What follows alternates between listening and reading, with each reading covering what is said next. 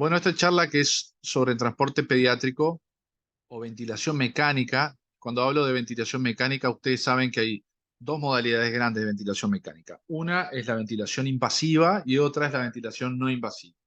La diferencia de ellas es si se invade, valga la redundancia, la vía aérea o no, la tráquea, en realidad, la vía aérea inferior. Específicamente esta charla va a ir destinada a el manejo de la ventilación mecánica invasiva. Lo cierto es que en pediatría cada vez más hay ventilación no invasiva, aunque no en todos lados hay disponibilidad, sobre todo en el sector de los hospitales de menor nivel de atención de un centro que tenga UCI. De todas formas, es tan importante saber las dos, pero básicamente la ventilación mecánica invasiva es la que ustedes que van a hacer traslados, por ejemplo, interdepartamentales, no sé, capaz que algún día internacionales, seguramente sea eh, el soporte ventilatorio mecánico que más se utilice, ¿tá? Lo invasivo, y me parece que es lo que más le podemos aportar nosotros desde la UCI. Así que vamos a centrarnos en la parte de ventilación mecánica invasiva. Les comento que esta charla la preparé con materiales, un material que está disponible, que se los alcancé, que un artículo de una revisión con opinión, además de expertos. El señor que está en la foto es Alberto Medina, es un colega español, que es de la Sociedad de Cuidados Intensivos Pediátricos de España. En España hay muy buena calidad de transporte pediátrico, ¿tá? Hay mecanismos nacionales bastante organizados y tiene mucha experiencia en transporte en distintas formas. Y además está en español, así que y además Alberto en particular fue muy generoso, me pasó un montón de bibliografía, de la cual me parece que es destacable es esto, y algunas de las cosas que vamos a hablar hoy también es parte del grupo de transporte. Yo tengo un grupo organizado de transporte pediátrico, ¿tá? Y este capítulo es de ventilación mecánica. Tiene unos años, pero está bastante, o sea, no hay grandes cambios. Incluso lo hablé con él, con Alberto, y le dije, che, ¿le harías alguna adición, alguna actualización? Me dijo que básicamente no. Obviamente, desde que fue escrito y publicado, pasaron años y afortunadamente hoy en día los ventiladores de traslado son mucho mejores de los que había hace 20 años. Ustedes van a ver que prácticamente que los que hay disponibles, por lo menos en Uruguay, son ventiladores de muy buenas prestaciones que no se distancian mucho en tecnología con respecto a lo que hay en las UCI pediátricas, ¿tá? Así que no, ahora voy a hacer algunas puntualizaciones sobre el ventilador en sí, ¿tá? Esta es la referencia bibliográfica que más les aconsejo leer. Algunos conceptos grandes, importantes, que me parecen importantes para ustedes cuando hablamos de transporte. El objetivo de transporte y ventilación mecánica. O sea, vas a transportar a un niño que está en ventilación mecánica, está intubado, está con un ventilador en el lugar, o está en ventilador artificial o manual, se le está haciendo ventilación mecánica en forma manual, en el lugar donde ustedes le reciben. Obviamente, si el transporte es lo que se llama primario, quiere decir que van politraumatizadora, van a la calle y lo levantan desde el lugar donde es un transporte primario, ahí la intubación y la ventilación la van a empezar ustedes, si está indicada, y ahí la van a trasladar. Pero el objetivo clave de la ventilación mecánica y lo que ustedes tienen que es que, por ejemplo, si están en un hospital que no hay una UCI, pero que hay un servicio de emergencia donde se reanimó el paciente y se intubó y se ventiló, un objetivo del transporte es no disminuir el nivel de atención. O sea que eh, el nivel de atención y de soporte respiratorio que está recibiendo con el ventilador no debería disminuir. ¿Me explico? Así en todas las áreas de transporte. El objetivo, ese es un objetivo, ¿no?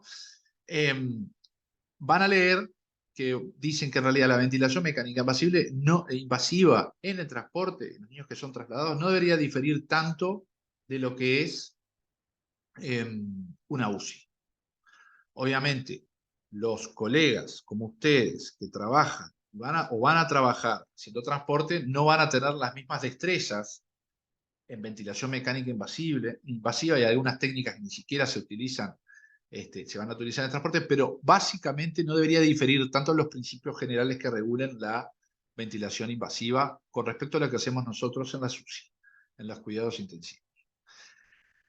Hay que saber que el peor hospital es mejor que la ambulancia más moderna. Es un poco un principio que ya se les estuve comentando en la clase sobre intubación, bueno, uno debería tener dentro de esos objetivos, saber que la preparación para salir a la calle, ¿no? Al traslado, el medio de transporte que se tenga que usar, tiene que saber que hay que tener la situación lo más dominada posible antes de subirse a la ambulancia.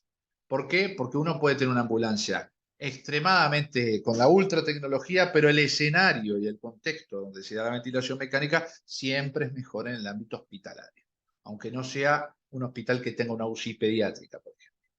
¿Sí? Pero ustedes que van a llegar, por ejemplo, a un hospital, a una puerta de emergencia, el sector donde los convoquen para trasladar el niño, no disminuir, los objetivos grandes, no disminuir el nivel de cuidados que estaba recibiendo. Y después, esta frase que dice el peor hospital es mejor que la ambulancia más moderna, es porque, por ejemplo, un pequeño problema en una UCI o en un hospital es un gigante problema arriba de una ambulancia. ¿Está? Lo hablábamos la otra vez, me parece que habíamos dicho el tema, por ejemplo, del aspirador. En una UCI, ni que hablar, o en un hospital en realidad con oxígeno central y con aire, digamos, disponible, uno puede generar vacío, y el vacío que hay de la pared puede cambiar de una salida a otra, y es algo que se resuelve bastante rápido. Arriba de una ambulancia, eso puede ser. O sea que, muy parecido a las reglas generales de intubación y de manejo de la vía aérea, hay que saber que en ventilación mecánica hay que dominar la situación lo más que se pueda, y obviamente son niños que van a estar inestables, pero hay que estabilizarlo lo más que se pueda hasta subirse a la ambulancia y trasladar. ¿Sí? Lo otro es que todo lo que son checklists de materiales, de asegurarse que los equipos que uno vaya a utilizar para aplicar ventilación mecánica, todo, desde las tubuladuras, el tipo de ventilador, que las conexiones funcionen, que el ambú, o sea, aquella bolsa para que uno utiliza para hacer ventilación manual, esté funcionando bien. Ahora voy a dar algunas cosas sobre el oxígeno y eso tiene que estar previsto. ¿Tá? Los problemas, pequeños problemas que no son previstos, también son gigantes problemas, ¿sí? Y es como, por eso hay checklist, justamente para no estar pensando en un montón de cuestiones que son de preparación. O sea que prepararse para ventilación mecánica, por ejemplo, la preparación comienza cuando los convocan, cuando el equipo de coordinación de traslados lo llama y le dicen, bueno, hay un niño que está intubado en un hospital a 50 kilómetros del lugar donde va a ser trasladado, ustedes van a ir, ahí ya empieza la preparación de los checklists, de chequear de que todo esté funcionando bien y que todos los materiales están. O sea que eso es previsión de todo el equipo. ¿Tá? Algo no previsto genera grandes problemas en el traslado. Este triángulo, que también lo saqué del equipo de esto, muchas de las cosas son referenciadas justamente del equipo de SESIP, en la persona de Alberto Medina, que fue quien me los pasó. Este triángulo es muy sencillo, pero está el equipo emisor, esta es la comunicación, que vieron que es bidireccional siempre, ¿no? Es el equipo emisor, que es quien recibe en primera instancia al paciente, va a tener que tener comunicación fluida con el equipo de traslado y también el equipo receptor, al hospital donde van a ir. O sea, los tres equipos, si uno pudiera dividir, los tres equipos, la cantidad y los responsables de ese equipo tienen que estar en comunicación permanente. Ejemplo, me convocan de un hospital de 50 kilómetros, yo como equipo de traslado me dicen, tenés que ir a este hospital y trasladarlo a este otro hospital. Muy bien, y los equipos se tienen que ir comunicando para saber cómo está el niño en este momento mientras que yo llego, ¿sí? Y también el equipo que va a recibir ese niño, que sepa qué va a recibir, hasta cuestiones logísticas como de peso, ¿no? No es lo mismo trasladar a un niño que pesa 3 kilos que un niño que pesa 25 kilos, que un niño que te pesa 80. Así que estas comunicaciones son continuas, además, son continuas. Conceptos de fisiología grandes, en pediatría además, y voy a resumir en esta, porque el transporte incluye el transporte terrestre y también el aéreo, ¿sí? Nosotros tenemos programadas una clase de transporte aéreo. Yo lo voy a tratar de condensar en esta clase, porque creo que las grandes directivas del transporte aéreo le competen, ya se los podemos ir hablando desde ahora. más allá de que capaz que la clase que íbamos a hablar de transporte aéreo específico, en Uruguay donde se hace poco, pero las reglas generales funcionan en todos lados y creo que se pueden condensar bastante sencillamente y usar ese espacio de clase capaz que para hablar de otros temas. Lo que tienen que saber es que fisiológicamente los gases siempre expanden. O sea que si uno eleva la altura, o sea, va a ir a un traslado aéreo, la presión barométrica va a bajar y también la humedad va a bajar. Y eso ya les tiene que ir dando la pista de qué cambios pueden suceder en un niño con ventilación mecánica. O sea que siempre tenemos que saber considerar que fisiológicamente un niño que además está enfermo, ¿cómo puede impactarle el tipo de transporte que yo decida hacer? No tiene nada que ver la preparación y las condiciones que tengo que hacer si es un transporte aéreo. Y ahora les voy a mostrar que también hay que saber si es aéreo, a qué altura y en qué condición está. No es lo mismo en helicóptero que en un avión. No es lo mismo un avión que está con cabina presurizada que otro que no. Todas esas cosas las tenemos que saber. ¿Por qué? Si está con o sin cabina presurizada. En general equivale a una cabina que se presuriza, equivale a hacer un vuelo a 2.400 metros de altura. ¿Me explico? Cuando se presuriza, es como estar a 2.400 metros de altura terrestre, digamos, es lo mismo que estar en una cabina presurizada. Quiere decir que va a haber menos oxígeno. ¿Se entiende? Y pueden haber cambios. Y como les puse ahí, eh, es muy interesante, pero fisiológicamente hay cosas que cambian. Por ejemplo, el volumen corriente, acuérdense que, no sé si los expliqué, lo van a ver en los respiradores, que la mayoría se fabrican en lugares anglosajones. VT, que es volumen tidal o tidal volume, es lo mismo que volumen corriente. Eso es como básico. Tide es marea o corriente en inglés. De ahí viene volumen corriente. O sea que ustedes pueden ver en el display del respirador, VT o VC es indiferente, es lo mismo. El volumen corriente, cuando hay un vuelo a la altura y donde se aplica la altura, cambia y se entrega por lo general mucho más volumen corriente del que les dice el display del ventilador. ¿Por qué? Por la expansión de gases. Baja la presión barométrica, se expanden los gases, aumenta el volumen de los gases. ¿Sí? Por eso es que es muy difícil y está recomendado que si uno va a hacer un viaje a altura, de altura en cabina presurizada, hay que intubar al paciente. ¿Por qué? Porque los métodos de oxigenación y de entrega de oxigenación, por ejemplo, catéteres, etcétera, son impredecibles la cantidad de FIO2 que dan. Y ahora les voy a mostrar algunas cosas que son particulares y uno tiene que intubar al niño a ventilarlo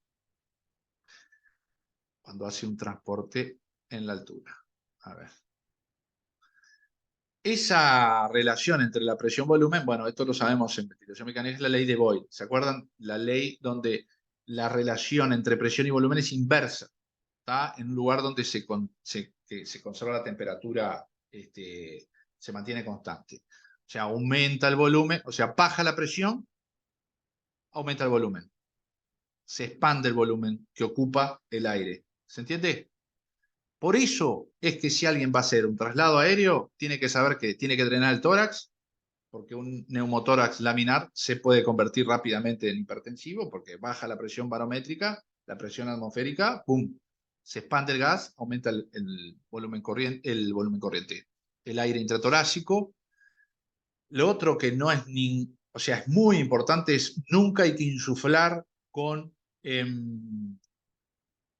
aire. El neumotamponamiento, ustedes vieron que hay set, que lo hablamos, con balón, por lo general se usan en pediatría. Si intubaron a un niño con un balón, se tiene que insuflar en vez de con aire, con líquido.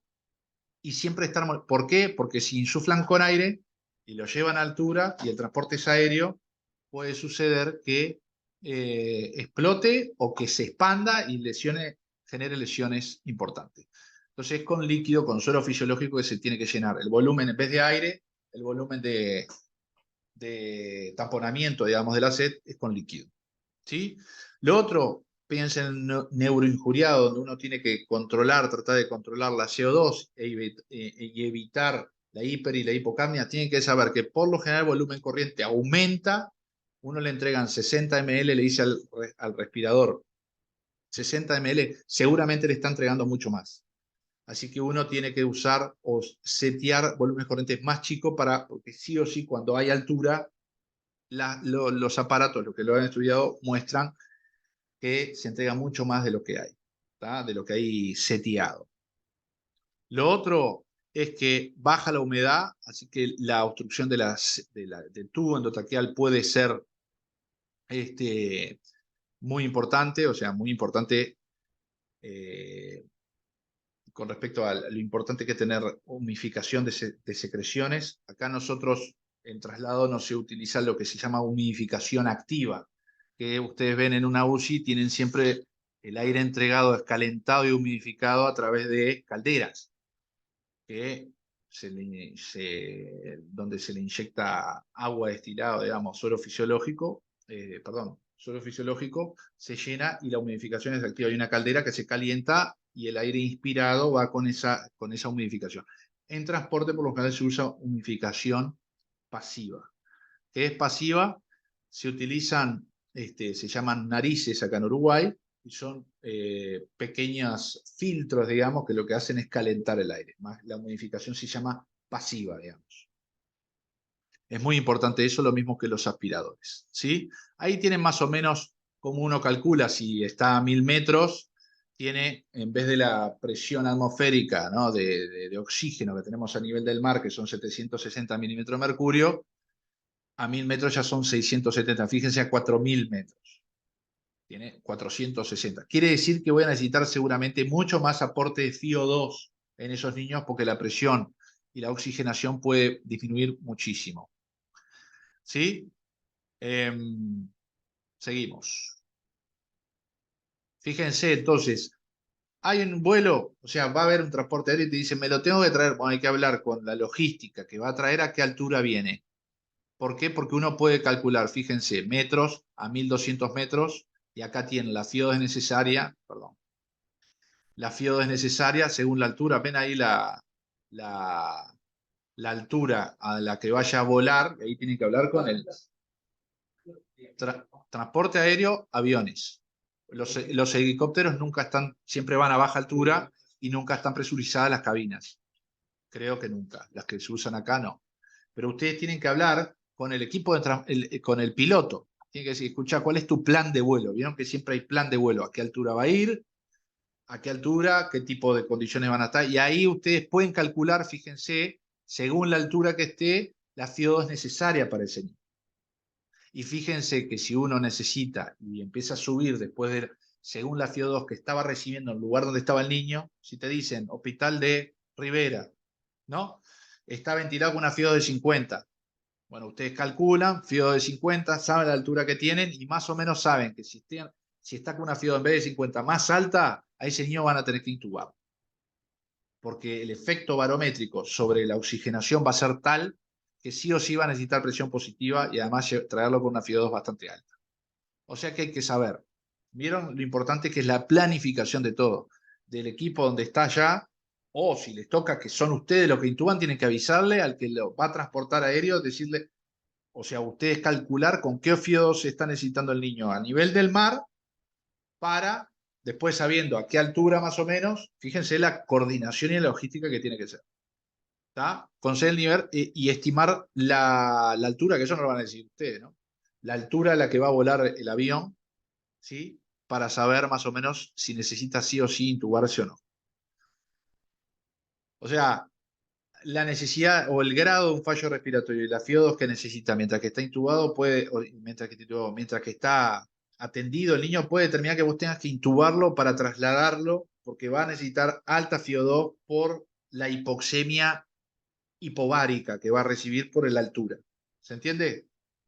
¿Quedó claro? Ahora después podemos charlar de eso un poco más. Muy bien. Vieron que acá yo digo ABC, ¿no? Para llegar a ventilación mecánica, la A tiene que estar. O sea que la primera cosa cuando uno aplica ventilación mecánica es asegurarse de que está la vía aérea permeable, ¿sí? Y que es sostenible, lo hablamos en la clase pasada, antes de salir. Nunca puede salir un niño que eventualmente, fíjense las cosas, hasta las condicionantes del lugar donde se va a trasladar y el medio, pueden determinar que vos, antes de salir, tome la decisión. Hoy viendo uno de los niños que había, dije, bueno, ¿qué pasa con este traslado? Este niño lo intubás, un niño con una bronquiolitis severa, Bueno, depende de un montón de cosas. Hoy hablamos la distancia, el medio de transporte, cómo está el niño, pero todas las decisiones antes de salir. Lo otro es, obviamente, cuando hay horas de transporte, tiene que tener una placa de tórax. Chao. Una placa de tórax no cuesta nada y te asegurás que la seta está bien colocada y que la posición es correcta. Obviamente fijación, yo lo pongo ahí con signos de exclamación porque la fijación es clave. Más un niño que se va a transportar tiene que estar bien fijada la vía aérea, la set, el tubo. Tienen que dominar la situación y la forma de dominarlo no es solo intubarlo, sino que sedarlo bien al niño, o sea que tener un plan de zona de emergencia importante. Y vieron ahí, a lo que ven al costado, hay un manómetro. La mayoría de los lugares deberían tener todos un manómetro para ver eso que les dije de ir controlando la presión al que está el baloncito cuando son horas de transporte. ¿Sí?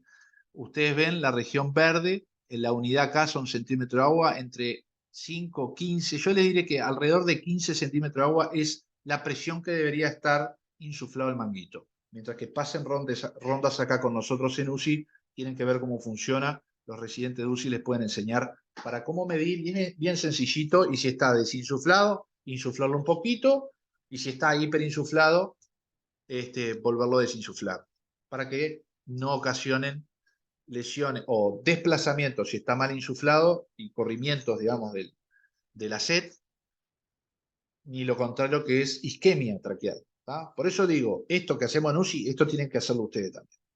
¿Tá? O ese es el objetivo. Lo otro, otras condiciones del traslado, hablamos mucho del oxígeno, pero también está la temperatura, ¿no? La temperatura que van a exponer el niño, la temperatura y los movimientos, lo que se llama la cinetosis, ¿sí? El niño que está siendo trasladado por vía terrestre dentro de una ambulancia, ni que hablar la altura, va a vomitar, puede tener mucho más vómito de lo que tiene habitualmente, así que sonda nasogástrica u orogástrica, la que decidan, pero tienen que tener degravitado el estómago de ese niño para no tener un vómito, evitar la macroaspiración y todo lo que ocasiona. ¿Sí? O sea que están todas además las cuestiones que conversamos la clase pasada de intubación, esas las repasan. Consejo, si el objetivo de la ventilación mecánica es oxigenar y ventilar bien al paciente, debo tener ventilador y oxígeno chequeado. Esto parece una pavada, pero uno no debería subirse o comenzar un traslado desde la preparación sin saber qué ventilador tengo y si ese ventilador está funcionando en condiciones. Por ejemplo, en UCI siempre se chequean siempre todos los ventiladores. Hay que chequear antes de colocar a un niño en ventilador. El ventilador siempre tiene que estar chequeado, tiene que estar, ¿y cómo se chequea? Lo chequea el clínico. Estoy hablando de que obviamente tiene que estar con el service en tiempo, las horas de ventilador se tienen que controlar, cuánto tiempo se usó, hay reparaciones que necesitan los ventiladores, es como un auto, básicamente es una máquina, pero tiene una máquina con un poder enorme, así que tiene que chequear que el ventilador funcione y que el oxígeno sea suficiente. Y acá tienen, y esto tienen que tenerlo bien clarito cuando hacen transportes interdepartamentales, ustedes tienen que calcular cuánto oxígeno van a precisar. Fíjense, uno tiene que considerar qué consumo total va a tener un niño. Este es un ejemplo de 5 años de 20 kilos. Por ejemplo, ¿cuánto consumo total? 1 litro minuto, por ejemplo, es lo básico que por lo general necesitan para funcionar. Eso de cantidad de oxígeno para funcionar. Más, y ahí calcularon, 5 litros por minuto es más o menos el volumen minuto que lo calculan con el volumen corriente, que ahora les muestro, pero alrededor de 6 y 7 es lo fisiológico por kilo. Lo multiplican, obviamente, la unidad es en litros, o sea que ahí van a tener que convertir en un minuto, y ahí les dan el volumen minuto, o sea que por la frecuencia respiratoria que está, ahí van a calcular lo que es lo basal, ¿sí? El consumo total, lo que requiere 1 más 4 litros minuto, que sería el volumen corriente, volumen minuto habitual de eso. Ahora, fíjense que multiplican por 2, tienen que calcular que van a usar el doble, porque siempre pasan cosas, siempre se aumenta, o sea que en principio uno calcula X cantidad de litraje de oxígeno, bueno, tenés que hacer el doble por todos los condicionantes. Y acá tienen que ver los balones. Acá dicen cada bala. Bueno, en Uruguay es, porque esta es otra diapo que me dieron los colegas de CECIP, pero en realidad balones, acá le decimos balones, hay que ver cómo está presurizado el balón que te toca en la ambulancia. ¿Vieron? Acá para saber cuánto oxígeno disponible tiene. Y ahí en la fórmula, ustedes ven a la presurización, a cuántas atmósferas fue presurizado y cuánto es, por lo general, el litraje que tiene cada bala, que son 5 litros, es más o menos lo que le insuflan más la presurización. Ese cálculo les permite saber el gas disponible por cada balón. ¿Sí? Entonces ustedes calculan bueno, tienen que calcular cuánto previenen de traslado. Eso más o menos uno lo puede prever. En ambulancia de acá a Bella Unión, 600 kilómetros, yo no sé cuánto es exacto, pueden ser como 7, 8 horas. Seguro el que hace los traslados ante transporte lo sabe. Si es en avión va a ser menos, pero eso lo tienen que saber. ¿Sí? O sea, cuánto tiempo previsto de transporte hay, cuánto pesa el niño, más o menos cuál es la frecuencia respiratoria y cuál es el volumen minuto que van a necesitar, por dos, después saben calcular cuántas botellas, cuántos balones se van a tener que saber, según cómo estuvo presurizado el balón que les tocó en la ambulancia. ¿Se entiende? Entonces, el tiempo disponible por botella va a depender del gas que tengan las botellas dividido el consumo total. ¿Y cuántas botellas totales? Ahí tienen que calcular. Imagínense que ustedes además tienen que calcular que va a pasar lo peor. ¿Qué es lo peor? Que necesites FIO2 de uno un buen rato y que te vayas a gastar todos los tanques. ¿Sí? Esto, que capaz los colegas de emergencia ya les estuvieron hablando, hay que calcularlo siempre. Esta es una de las fórmulas, por lo general son todas derivadas de este tipo de cálculo. ¿Sí? Hablamos un poco de la modificación de las secreciones, que funciona un aspirador. Neumotamponamiento terrestre, por eso dije neumo, porque es con aire, pero si es aéreo, es hidrotamponamiento, es con suero. Check leak, check leak, check leak. ¿Está? Vieron que no hablé nada de ventilación mecánica todavía. Todo esto tiene que estar como automatizado. En realidad, uno debería tener el equipo de transporte, tiene que tener automatizado todo esto.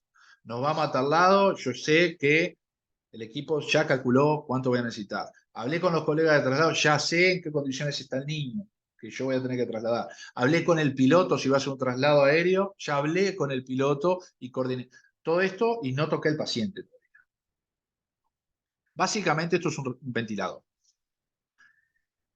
Tienen a la izquierda de la pantalla el operador, que son ustedes, que son los que van a ventilar a los pacientes, con el input, o sea, el seteo. Ustedes van a elegir, bueno, qué modo utilizo, cuánto lo programo. Ahí van a entrar, le van a decir al aparato, que es el respirador, que tiene en realidad un software que controla eso que ustedes setearon, que va a darle órdenes al hardware, o sea, a la bombina incorporada que tenga de oxígeno y de aire, le va a mandar X mezcla, le va a presurizar, digamos, como está seteado el hardware, o sea, lo aparataje, digamos. Y obviamente lo que salga tiene que ser sensado. Por eso hay sensores para sensar si eso que yo seteé es lo que... Por lo general, los sensores, las tubuladuras que utilicen, todo eso tiene que estar chequeado de antes. ¿Está?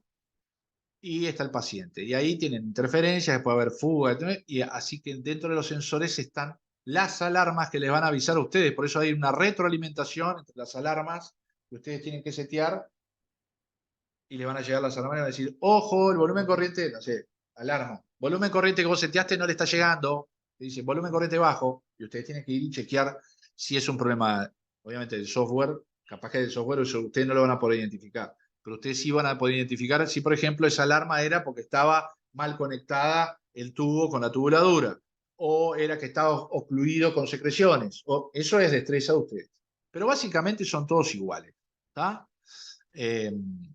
Y eso se tiene que entrenar en una UCI, ¿tá? Antes de empezar a hacer traslado, ver cómo funciona un ventilador común. Ven acá toda la cantidad que hay.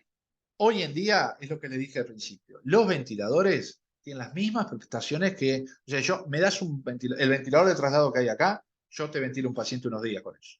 Es prácticamente lo mismo. No hay, son muy buenos, son muy fiables, ¿sí? Permiten distintos tipos de ventilaciones, o de modos ventilatorios, que son formas, ¿sí? Pero ustedes tienen que saber esto. Un ventilador de traslado, o cualquier ventilador que no conozco, puede ser un arma de destrucción masiva. O sea, pueden matar al paciente con el ventilador. No es para asustarlos eso, es para decirles la verdad. Si ustedes setean mal algo, yo qué sé, la presión pico y ustedes no la presión pico no le dan bolilla, o lo setean mal, o el volumen corriente le das a un lactante que tiene una, no sé, un fallo respiratorio, y le pones, en vez de 60 ml de volumen corriente, por decir un valor, y le ponen 600, bueno, pueden determinar un hemotórax rápidamente, o una lesión pulmonar de la masita si es un traslado de 10 horas. ¿Se entiende? Entonces, ustedes tienen que saber, porque un ventilador tiene la potencialidad de matar a alguien. El ventilador, que en realidad son ustedes. ¿Sí? O al revés, no funciona el ventilador, ustedes no lo chequearon y no le estaba llegando oxígeno, o no insuflaba, no le estaba entregando volumen de aire. O sea que el aparato son ustedes el aparato. El aparato más importante arriba de una ambulancia son los recursos humanos. ¿Sí? O similar a conducir vendado. Si vos no monitorizás lo que está viendo, nada, me subo y dale que es tarde. Es como manejar algo con los ojos vendados, a ciegas. No, ustedes tienen que, las destrezas se pueden conseguir bastante rápidamente para saber lo básico de ventilación mecánica. ¿Y qué es lo básico? Es esto. Uno puede variar, voy a poner lo básico que ustedes tienen que saber. Uno no puede controlar todo. Controla una cosa o la otra. Si controla la presión, el volumen va a ser dependiente de lo que genera esa presión que yo le seteé y la enfermedad pulmonar que tenga. En ese interjuego va a mover determinado volumen corriente. ¿Se entiende? Pero ustedes no van a controlar el volumen corriente si controlan la presión.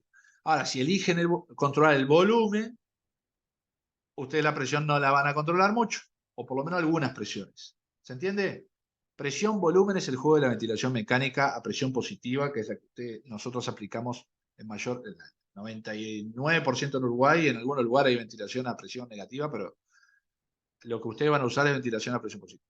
De esa interrelación entre el volumen que se genera, ¿no?, y que se intercambia, y a las presiones que necesita ese intercambio y que se generan, está la distensibilidad pulmonar. Esa es la clásica. Pero ustedes tienen que decidir en pediatría, y yo creo que lo más fácil para los que hacen traslado es controlar la presión.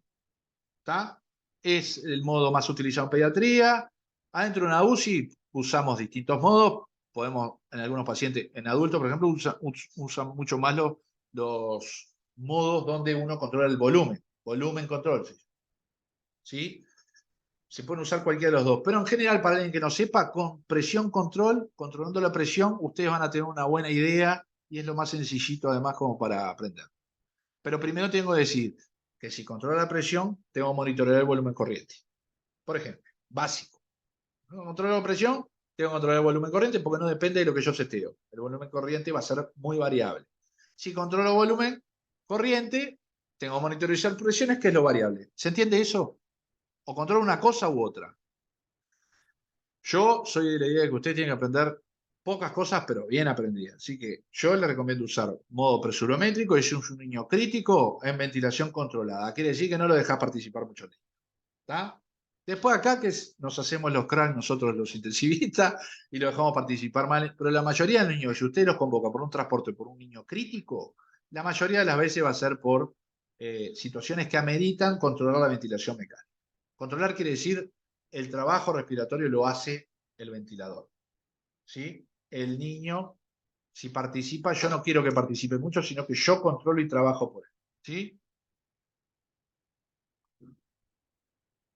¿Cómo empezar? Acá tiene una regla general. Se guardan esa tabla. Hay reglas generales en pediatría, pero es muy parecido a lo que es. El volumen corriente fisiológico nuestro es entre 6 y 7 ml. Como les dije, ustedes van a setear presiones, no el volumen corriente. Seteo X cantidad de presión, que ahora ahí la tabla les muestra. Por lo general lo que usamos y ven que el volumen corriente anda en ese rango. ¿Se entiende? Entonces, uno tiene que monitorear básicamente o setear dos presiones. La presión P y P, la presión pico o P y M, que es la presión máxima, es hacia qué valor máximo va a ir a la presión. Por lo general le pongo entre 15 y 25 en niños enfermos. Un pulmón sano con 15 ya se expande perfecto. Con 15 de máxima, pico. Hasta 25, hasta 30, si ustedes tienen que aumentar la PIP hasta 50 para generar un volumen corriente de 6 ml kilo, seguramente o tiene una enfermedad pulmonar gravísima, ¿sí? O hay algún problema, un hemotórax o algo que le bajó tanto la compliance. ¿Se entiende? Entre 15 y 25 tiene que estar la PIP, que es distinta que la PEEP, que es la presión expiratoria, la PIP, que es la presión de arranque, donde arranca el sistema respiratorio, es la presión que queda, es la teleexpiratoria. Expiró y quedó una presión. Por lo general en pediatría y en general en ventilación mecánica, utilizamos en intubación, cuando están intubados, un mínimo de 15. Perdón, un mínimo de 5. ¿Tá? 5, 6, 7 centímetros de agua. Por ahí anda la PP, la PIP, lo que necesito es el PIP. Digo PIP, o es como un PIP, porque en realidad la PIP también es el de PIP. ¿Se entiende? La frecuencia respiratoria, vieron que el volumen corriente más o menos de 5 o 7 ml kilo. ¿Qué es tiempo inspiratorio? Es el tiempo donde se aplica esa presión inspiratoria máxima.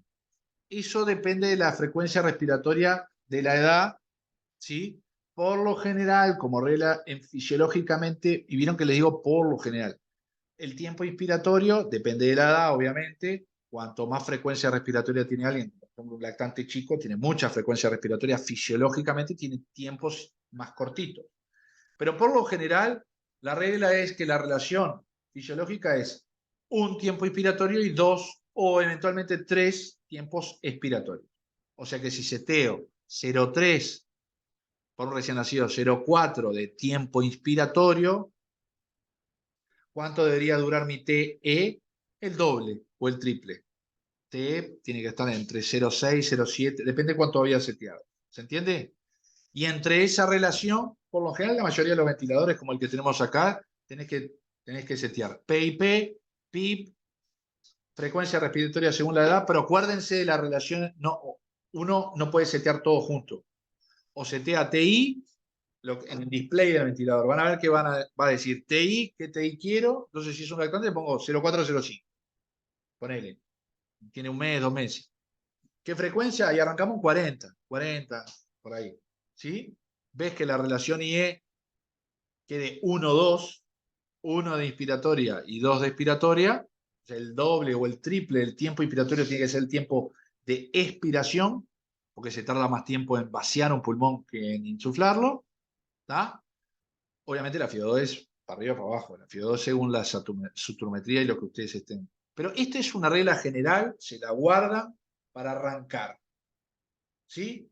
Ahora, esto es para arrancar, le dije. Quiere decir, obviamente, si vienen a un CTI a buscar un niño, me preguntan a mí, me dicen, bueno, ¿cómo está ventilado? Y estos son los que ustedes tienen que saber.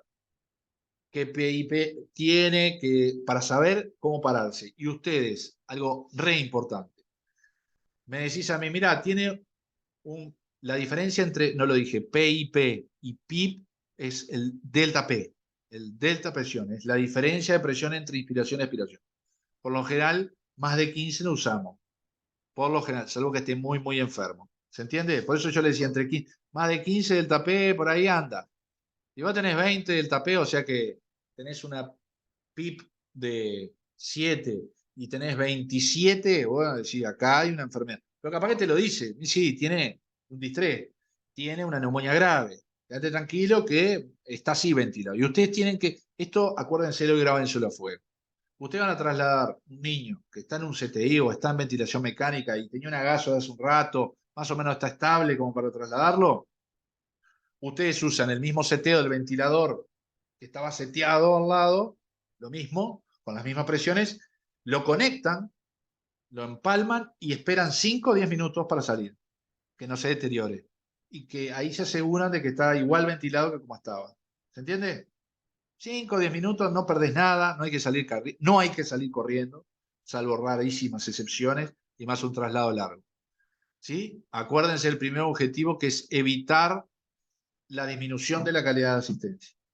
Si vos me venís con un ventilador de traslado y yo estoy en una UCI y lo estoy ventilando donde esté, en un bloque quirúrgico, donde sea, tengo que mantener la misma ventilación que tenía, a menos que la situación haya cambiado.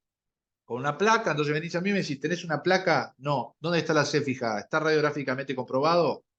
¿Me explico? Si yo te digo, la set está en tantos centímetros de arcada, quédate tranquilo, mirá, lo tenemos acá con una placa de ayer que está bien, está, te fijas que esté a esa altura, no le vas a poner una placa nueva, si la situación no cambió. Pero uno empieza con estos valores, ¿sí? Pero después puede ser necesario que ustedes tengan que hacer cambios. ¿Qué cambios? Lo pueden dividir en dos cosas. O en oxigenación, quieren mejorar la oxigenación porque desatura al niño, por ejemplo, o ventilación. Primero, antes de hacer cualquier cambio, hay que asegurarse de que el ventilador está funcionando, de que está permeable la vía aérea, que no tiene secreciones, porque eso puede hacer afectar también la ventilación y la oxigenación. Si ustedes quieren mejorar la oxigenación, que están monitorizando con un saturómetro de pulso nomás, en presión control por lo general es aumentar la PIP, la presión pico, aumentar las presiones, básicamente. PEP, la presión expiratoria la pueden aumentar un poquito, pueden aumentar la FIO2, que es la forma más fácil, o el tiempo inspiratorio también. Porque ustedes van a ver que según el tiempo inspiratorio, cuando aumenta, quiere decir que esas presiones inspiratorias van a durar más tiempo. O sea que la presión media en vía aérea va a aumentar. ¿Sí? Pero unos quieren mejorar la oxigenación, esas son las estrategias. Y si quieren mejorar la ventilación, o sea, la CO2, van a tener otras estrategias. Puede ser también aumentar el PIP, pero más que nada que va a ser indirectamente al aumentar el volumen corriente. O la frecuencia respiratoria también. La aumentan y uno, el volumen minuto, esperaría que aumentara. ¿Sí? Los cambios de A1. Se aseguran si está oxigenando mal o en el medio del traslado se le empieza a oxigenar mal. Y bueno, en vez de estar cambiando, van cambiando de A1. Capaz que con un aumento un poquito más de la presión inspiratoria, mejora el niño. Y esperan. 1, 2. No hagan 4 o 5 cambios a la vez porque seguramente no sepan ni qué era lo que está mal. Que muchas veces lo hacemos, incluso una UCI, pero no sabés qué era lo que estaba mal. ¿Sí? Y acuérdense, si hubo un cambio reciente y empezó a desaturar después que lo intubaste, no sé qué, bueno, placa de tórax, que no tengo neumotórax. Gasometría, vamos a ver cómo está la ventilación y cómo está la oxigenación antes de salir. ¿Está? Como gran premisa, una PIP, presión pico, arriba de 25-30, asegúrense que es una lesión pulmonar grave que la que tiene y que no haya un disturbio de un neumotórax, una atelectasia masiva o esté metida la sed. Tiene que ser, ¿está? Y lo otro, hay que evitar el volumen corriente en exceso. ¿Qué es exceso para nosotros? Más de 10 ml kilo, traten de no usar. ¿Se entiende? Más de 10 pueden lesionar mucho un pulmón dañado y lo pueden lesionar mucho. Si usted tiene 8 horas un pulmón ventilado, o sea, a 15 ml kilo, no. Más allá que sature bárbaro. ¿Se entiende? 6 ml kilo es lo fisiológico, 6, 7. Así que imagínense que si usted le están dando 14 ml kilo, ustedes le están dando el doble de lo que necesitaría, o sea que el pulmón ese se va a dañar. Eh, Cuando traslado desde una UCI, evaluar todo como estaba ventilado, esto es lo que estábamos hablando, y corroborar que mi ventilador alcance igual performance. ¿Se entiende? Eventualmente, si hubo un cambio clínico, una gasometría no cuesta nada, es enseguida que se hace. En general, una UCI se puede conseguir rápido.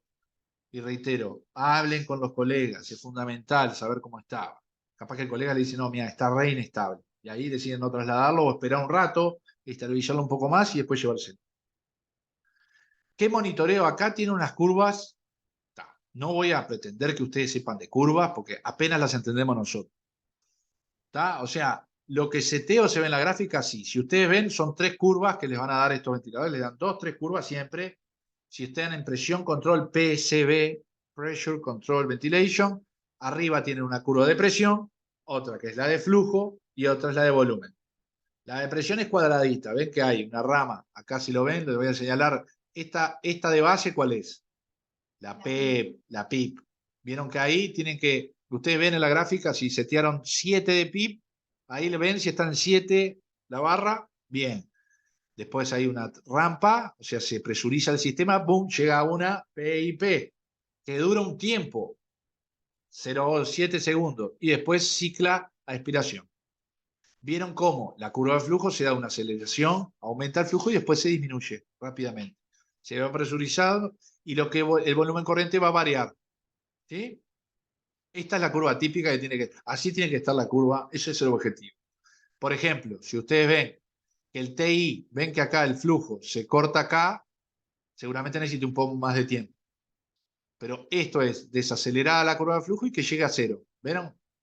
Llega un momento de flujo cero, cicla a expiración por un criterio temporal, por un tiempo que ustedes setearon, y se expira. Y esto es re importante en pediatría, que se aseguren que el flujo expiratorio, lo que expiró, llega a cero. Quiere decir que se vació el pulmón. Porque si ustedes setean mucha frecuencia respiratoria, por ejemplo, les puede pasar que expire y de repente se ampute y se atrape siempre un flujo de aire. Y ocasiona hiperinsuflación, que capaz que en 15 minutos no hace nada, o capaz que en 5 horas les hiperinsufló el paciente y cada vez tuvieron que venir usando más presiones, más presiones, más presiones. ¿Se entiende? Acuérdense, una gráfica en ventilación presurométrica controlada tiene que ser así, como está ahí. ¿Está? El volumen corriente es variable porque depende de la presión y de los tiempos que ustedes lo apliquen. ¿Sí? Pero es la más sencilla. Miren que esto que es sencillo. Y esto si tiene que ver, ven un niño, ven un niño, ven un niño en PCB, ven otro, lo van a ir dominando. ¿Está? Para eso se entrenan en la UCI, además, para ver por lo menos lo que el gol estándar, o lo que yo debería. ¿Está? Por ejemplo, son curvas. ¿Tá? Acá saben la fase de iniciación, la fase inspiratoria. Esta es una curvita más cuadradita, pero un poquito más de cómo se ve cuando yo controlo el volumen, volumétrica. Le voy a pasar rápida porque prefiero quedarme que ustedes se queden con ventilación presurométrica. Concepto: los momentos más críticos en transporte son los traspasos. Lo paso para la camilla, lo subo, ¿no? Lo traspaso cuando llego, bajo la ambulancia y ahí, ¿qué sucede? Se me puede estubar. Esos son los momentos de máximo control. A contrapelo de lo que el sentido común dictaría, son los momentos que uno tendría que estar más tranquilo. Y si ustedes ven, en los traslados es el momento que todo el mundo quiere rápidamente solucionarlo. Estamos hablando de que usted dominar la situación, está grave el niño, pero lo viene trasladando bien, llega, te hace 600 kilómetros de viaje, no se te puede estubar llegando, que se te estube, o sea, poder se puede estubar, pero no debería. Así que son los momentos de mayor control y cuidados, de que esté bien fijado el tubo, de no estar jugando con las tubuladuras, pasarlo de camilla a camilla, depende de la gravedad, pero muchas veces van a ver que en pediatría los desconectamos, que sea transitoriamente, para que no se enganche una tubuladora y te estube el niño. Es ventilación mecánica también eso. ¿Está? Como regla general, la regla DOPE la conocen. DOPE en inglés y en español son parecidas. Las alarmas, cuando un niño, vos lo venías ventilando y estaba bien, y de repente se te pone horrible. Lo mirás así, empieza a saturar, no sé qué. ¿Qué es lo que hay que hacer? Y hay que ser sistemático. DOPE es como una mnemotecnia para que ustedes, le saco la S porque esa es muy específica, pero es: o se desplazó el tubo, la D de desplazó, se intubó el bronquiofuente derecho, por ejemplo, ¿sí? O se te extubó, ¿sí? Que ahí lo podés chequear con lo que hayas usado para monitorizar. De preferencia, no sé, en Uruguay si está muy extendido la capnografía, te permite ver la CO2. Por ejemplo, si empezó a bajar la CO2, el CO2 expirado, seguramente esté estubado. Es lo que se usa mucho en bloque quirúrgico, no todos los ventiladores de traslado están con capnógrafo, pero es lo ideal, que ustedes vean que el CO2 expirado esté en los niveles que venía.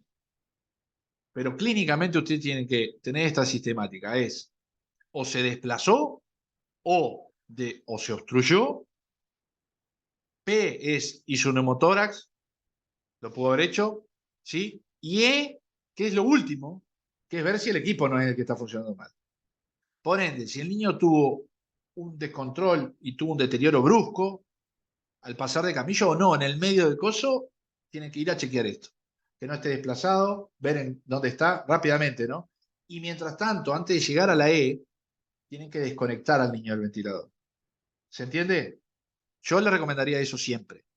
En UCI puede ser que no, pero en un traslado, una situación de traslado, ustedes tienen que tener, por eso el AMBU bien medido, bien elegido y que funcione, desconectarlo del ventilador, porque el ventilador puede estar funcionando mal y no tener una alarma prendida.